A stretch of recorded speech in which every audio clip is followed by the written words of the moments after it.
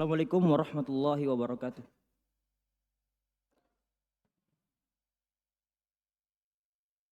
Innal hamdalillah nahmaduhu wa nasta'inuhu wa nastaghfiruh wa na'udzu billahi min syururi anfusina wa min sayyiati a'malina.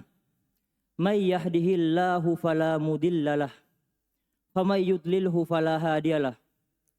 Asyhadu an la ilaha illallah wa qulu qawlan sadida yuslih lakum a'malakum wa yaghfir lakum dhunubakum wa may yuti'illaha war rasulah faqad faza fawzan 'azima amma ba'd.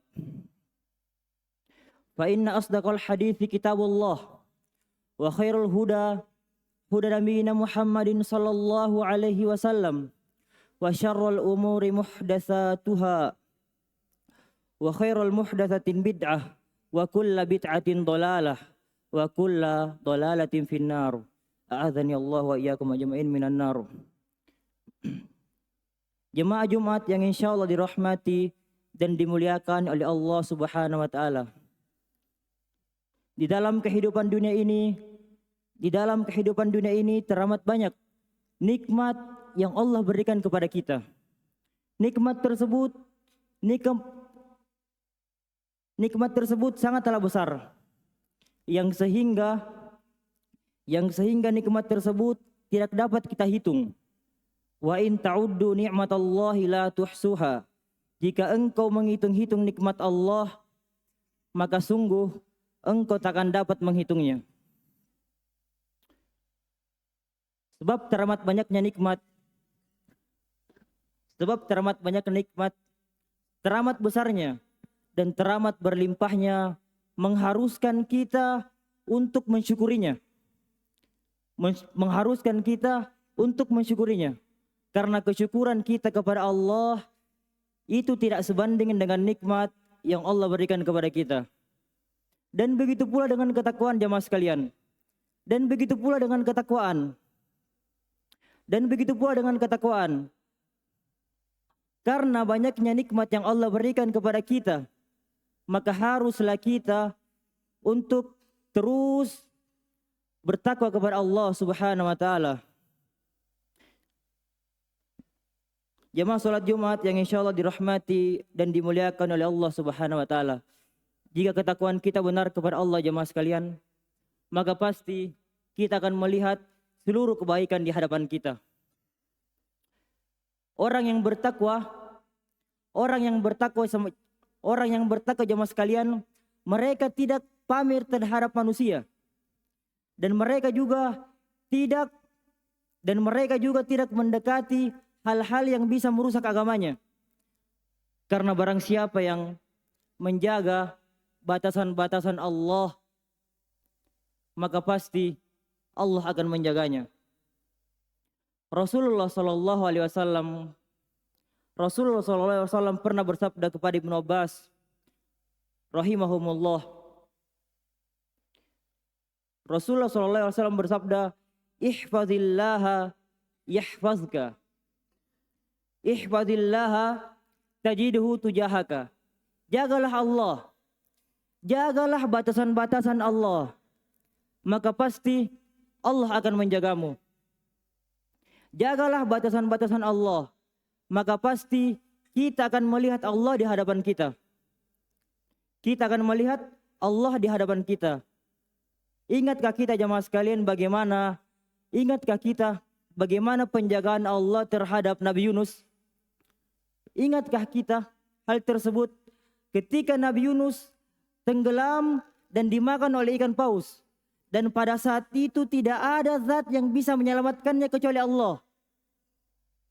Maka ketahuilah, andai kata bukan karena simpanan amalan ketaatan yang dilakukan oleh Nabi Yunus, maka pasti dia akan tetap tinggal di perut ikan. Allah Subhanahu berfirman tentang hal tersebut, walaula annahu minal musabbihin lalabisa fi batnihi ila yaumi yub'atsun. Andai kata jemaah sekalian, andai kata Nabi Yunus bukan termasuk orang yang sering bertasbih kepada Allah, maka pasti dia akan tinggal di perut ikan sampai hari kebangkitan. Dan sebaliknya jemaah sekalian, apakah kita ingat tentang kisah Firaun? Ketika Firaun ditenggelamkan di Laut Merah, bagaimana Firaun pada saat itu? Tidak ada zat yang bisa menyelamatkannya. Dan pada saat itu apa? Karena tidak adanya amal kebaikan yang dia lakukan, maka Allah menelantarkannya.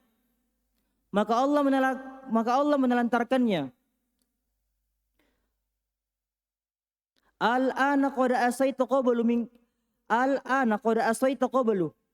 Allah Subhanahu wa taala berfirman, kenapa baru sekarang engkau baru mau bertobat kepada Allah?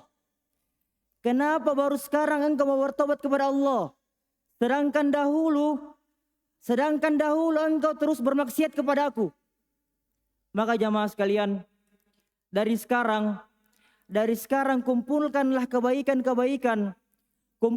kebaikan-kebaikan yang akan menyelamatkan kita di hari kemudian. Kumpulkanlah sebanyak mungkin jamaah sekalian. Rasulullah sallallahu alaihi wasallam pernah bersabda, "Ma min syabin ittaqallaha ta'ala fi syababihi illa rafa'ahu Allahu fi kibarihi." Tidaklah seorang pemuda yang bertakwa kepada Allah, tidaklah seorang pemuda yang menjaga batasan-batasan Allah di masa mudanya, kecuali apa?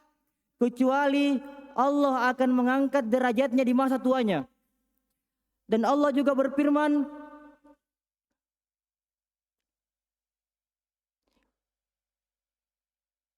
innahu may yattaqi wa yasbir fa innallaha la yudhi'u ajral muhsinin. Sesungguhnya barang siapa yang bertakwa dan bersabar, maka sungguh Allah tidak akan menyia-nyiakan apa?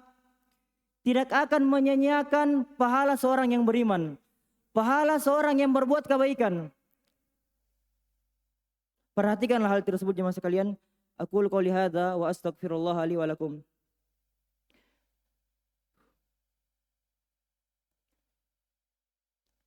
Alhamdulillahirabbil alamin.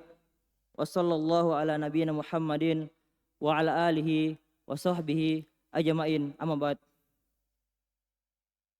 Setelah kita mendengarkan khutbah yang pertama tadi, marilah kita merenungkan bagaimana keadaan kita sekarang ini. Perhatikanlah diri kita jemaah sekalian.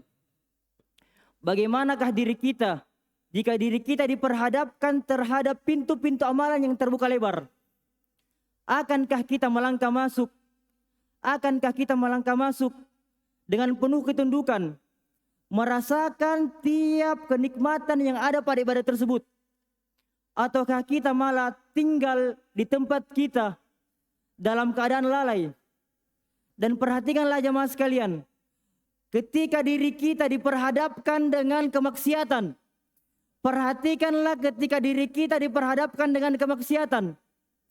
akankah kita mencari takdir-takdir yang lain? Akankah kita melampaui batasan-batasan tersebut? Ataukah kita tinggal dan terus melakukan maksiat tersebut? Perhatikanlah jemaah sekalian hal tersebut. Disebutkan oleh Imam Al-Mahalli rahimahullah, wa yakfi fi sidqil iqabi wujuduhu liwahidin minal usati ma'al afwi an ghairi. Cukuplah jemaah sekalian, salah seorang saya di antara para pemaksiat yang diazab oleh Allah, itu sudah cukup sebagai bukti bahwasanya apa? Bahwasanya siksaan Allah itu benar kepada para pemaksiat. Hal itu sudah cukup membuktikan jemaah sekalian, bersamaan dengan diampuni yang lainnya. Perhatikanlah diri kita jemaah sekalian. Seharusnya kita malu kepada Allah. Seharusnya kita malu kepada Allah berbuat maksiat kepadanya. Malulah kepadanya ya Allah. Malulah kepadanya jemaah sekalian. Malulah kepadanya. Betapa indah ucapan Fudail ibn Iyad rahimahullahu ta'ala. Wa sawatahu minka wa in afauta. Sungguh ya Allah, rasa maluku terhadapmu tidak mungkin hilang walaupun aku tahu engkau telah mengampuniku. Fa'uffin wallahi li mukhtariz dzunub wa mu'thiril ladzati lahzatan tubkil hasrata an qalbil mu'min wa in ghufiralah. Sungguh celaka demi Allah orang-orang yang memilih berbuat maksiat, dan merasakan kenikmatan yang sesat, yang di mana efek dari hal tersebut terus menguratkan duka di hati-hati seorang yang beriman. Jamaah sekalian, renungilah diri kita. Bagaimanakah diri kita ketika kita diperhadapkan terhadap kemaksiatan? Dan bagaimanakah diri kita ketika kita diperhadapkan dengan amalan soleh? Akankah kita melangkah, masuk, dan merasakan tiap kenikmatan yang ada pada ibadah tersebut? Ataukah kita malah tinggal di tempat kita, bermalas-malasan, dan ketika kita diperhadapkan dengan kemaksiatan, akankah kita menerjang? Akankah kita memasuki? Akankah kita melewati batasan-batasan yang telah Allah siapkan? Kembalikan pada diri kita jemaah sekalian. Kembalikanlah pada diri kita. Karena jawaban tersebut hanya bisa dijawab oleh diri kita. Allahumma gfir lil muslimina wal muslimat wal mu'minina wal mu'minat wal ahya'i minkum wal amwat innaka sami'un mujibud da'wat. Subhanakallahumma wa bihamdik asyhadu an la ilaha illa anta astaghfiruka wa atubu ilaik. Assalamualaikum warahmatullahi wabarakatuh.